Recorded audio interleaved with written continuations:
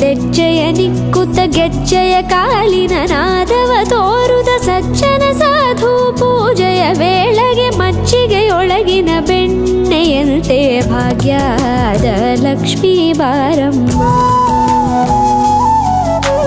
ಹೆಜ್ಜೆ ಮೇಲೊಂದೆಜ್ಜೆಯ ನಿಕ್ಕುತ ಗೆಜ್ಜೆಯ ಕಾಲಿನ ನಾದವ ತೋರುದ ಸಜ್ಜನ ಸಾಧು ಪೂಜೆಯ ವೇಳೆಗೆ ಮಜ್ಜಿಗೆಯೊಳಗಿನ ಬೆಣ್ಣೆಯಂತೆ ಭಾಗ್ಯದ ಲಕ್ಷ್ಮೀ ಬಾರಮ್ಮ.